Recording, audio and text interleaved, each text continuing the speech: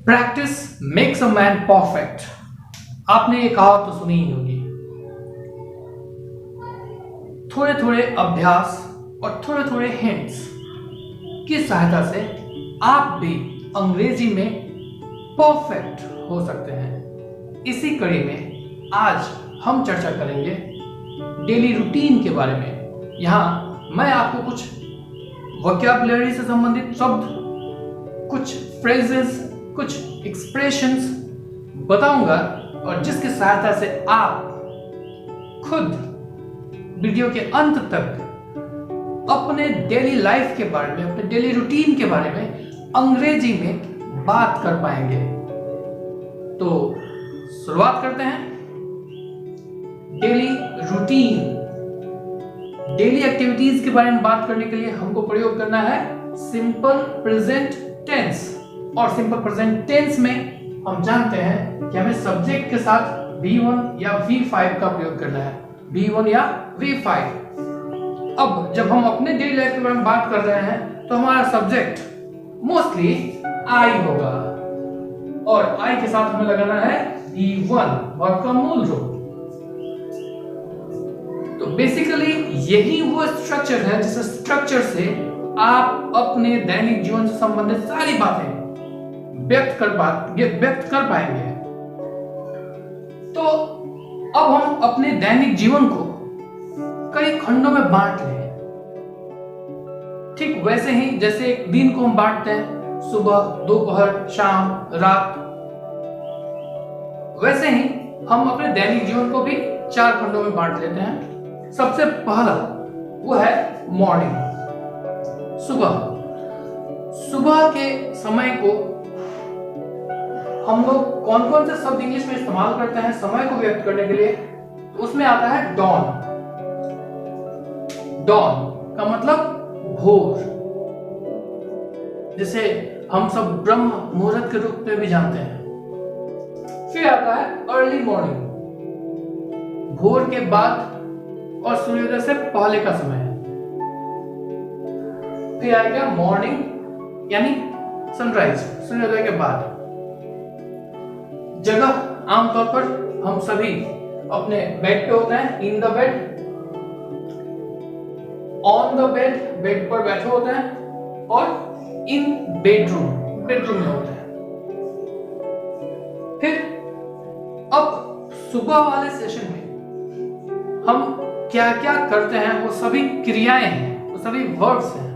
हमें वो वर्ब्स जानने होंगे, वो फ्रेजल वर्ब्स जानने होंगे, जिससे हम अपने सुबह की क्रियाओं को व्यक्त कर सकें।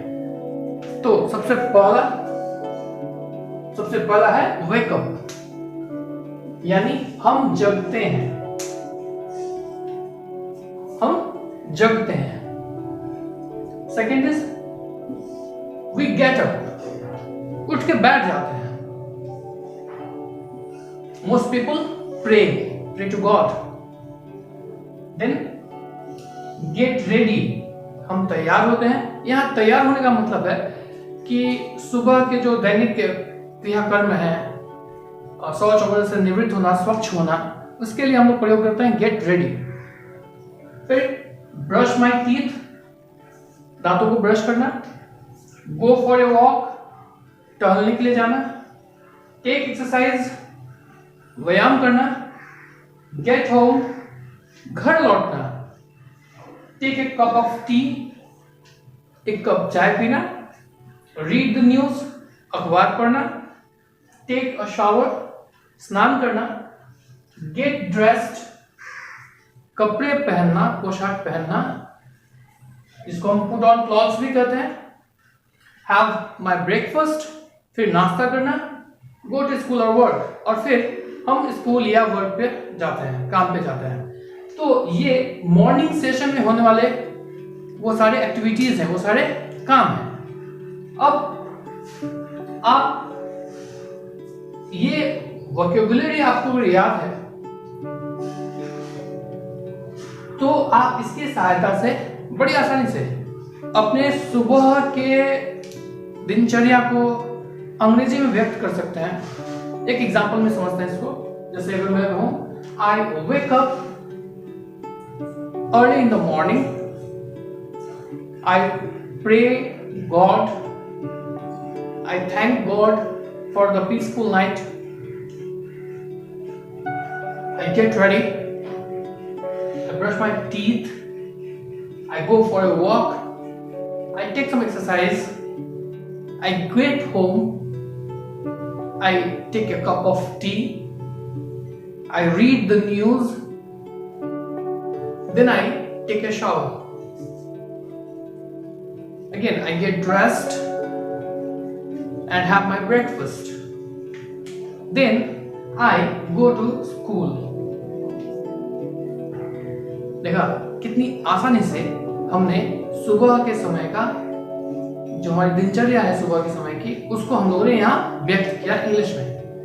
हमने क्या किया, हमने बस इसके पहले सब्जेक्ट के रूप में आई का प्रयोग किया और हमारा सेंटेंस तैयार हो गया।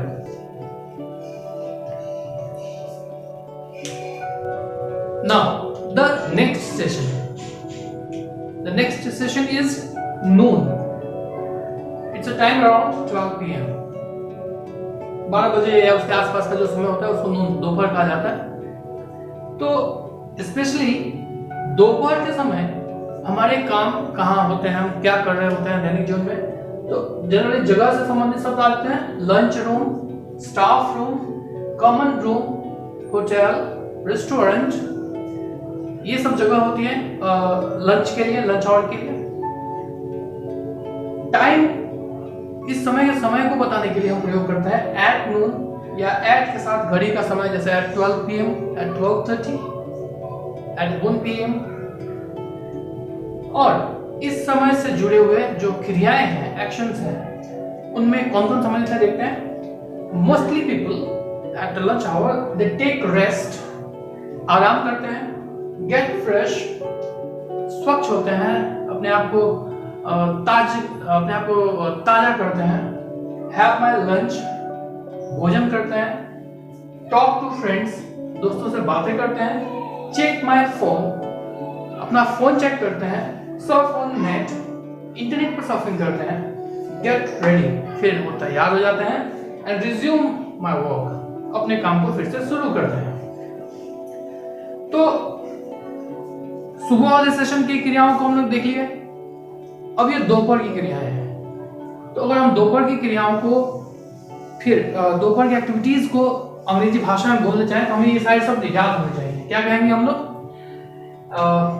Eight noon around 12 PM I go to the lunch room और स्टाफ रूम और कॉमन रूम। ठीक है, फिर I take rest, I get fresh and have my lunch. Then I talk to my friends and take my phone.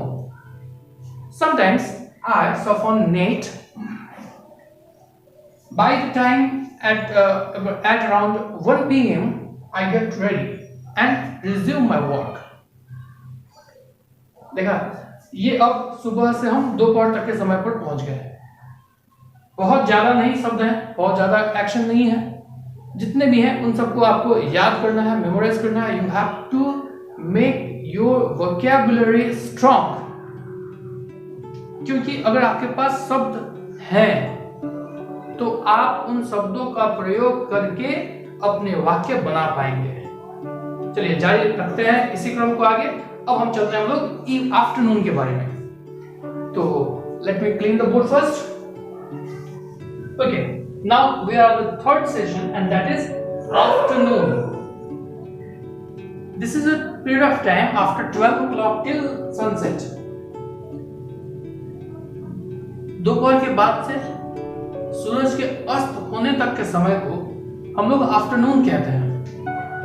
आमतौर पर इस समय हमारी स्थिति, हमारी जगह जो है वो ऑफिस या स्कूल या हमारी फैक्ट्री या जहाँ भी हम काम करते हैं, दुकान, मार्केट, जो भी है वो जगह होती है हमारी। टाइम आमतौर पर हम इसमें टाइम बता सकते हैं कैसे, एट 4 PM या एट 4:30 PM। एट लगा के घड़ी के समय में एट लगा के हम टाइम बता सकते हैं। और इस पीरियड में हम लोग कौन कौन से काम करते हैं वो देखें। इसमें हम लोग गेट ऑफ वर्क यानी काम को समाप्त करते हैं, स्टॉप वर्किंग। काम से छुट्टी होती है इस समय। स्कूल वगैरह जो है इस समय छुट्टियां होती हैं, ब्रेक्स अप मतलब छुट्टी हो जाना। Leave school office for home, ये समय होता है जब हम स्कूल या ऑफिस से प्रस्थान करते हैं घर के लिए। कैच ए बस और ट्रेन, हम लोग बस या ट्रेन पकड़ते हैं अपने अपने घर तक पहुंचने के लिए, या फिर कोई और सवारी जो भी साधन है। गेट होम, हम घर पहुंचते हैं। टेक रेस्ट, थोड़ा आराम करते हैं। टेक अ लाइट रिफ्रेशमेंट, हल्का फुल्का जलपान करते हैं।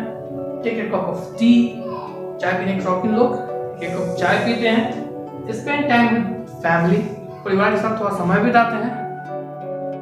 ठीक है, तो ये आफ्टरनून में किए जाने वाले काम हैं।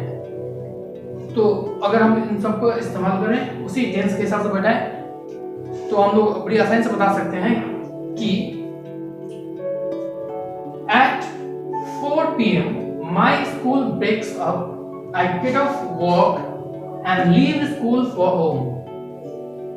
I catch a bus. It takes 40 minutes to get home. I take rest.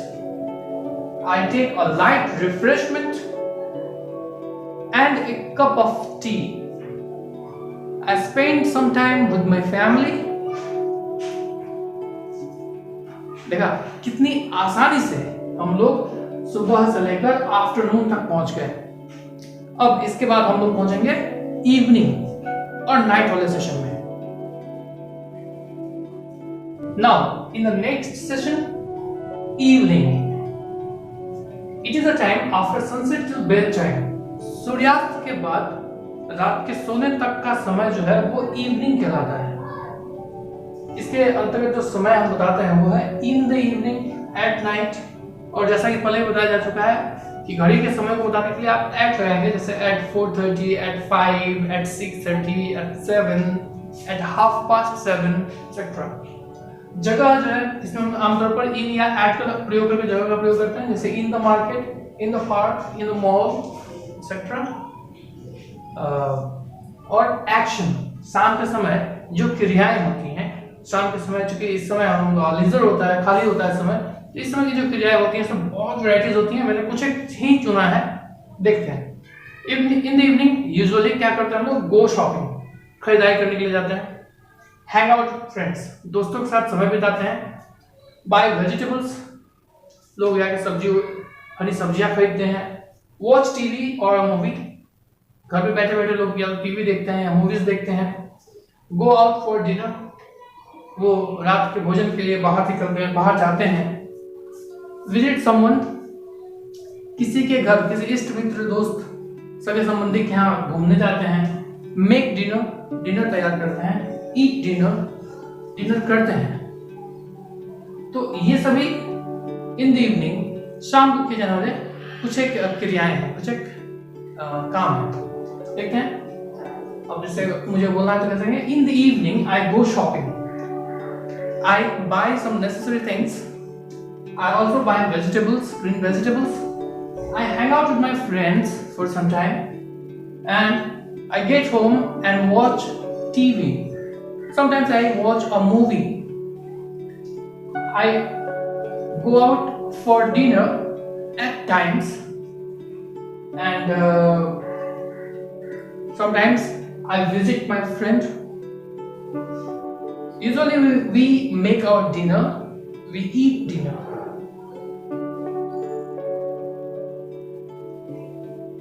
Now इसके बाद अब अगले सेशन यानी जो लास्ट सेशन है नाइट, उस पर हम लोग देखेंगे। Let's see, first this is the last session of our day, it's night. तो रात में हम क्या करते हैं, वो क्रियाएं हैं। Get things ready for the next day, हम अगले दिन के लिए तैयारियां करते हैं सोने से पहले। गेट रेडी फॉर बेड, सोने के लिए हम खुद को तैयार करते हैं, मतलब कपड़े चेंज वगैरह करना। गो टू बेड, हम बिछावन पर जाते हैं। स्विच ऑफ द लाइट्स, बत्तियों को बंद करते हैं। एंड गो टू स्लीप, और सो जाते हैं।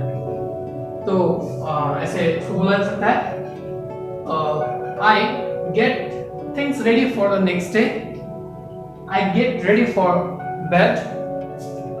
I go to bed, I switch off the lights, and I go to sleep. This is how you also can express your daily routine in English. I hope this video proved useful to you. अगर यह video आपको उपयोगी लगा तो आप इसे share करें, like करें और सब्सक्राइब करें।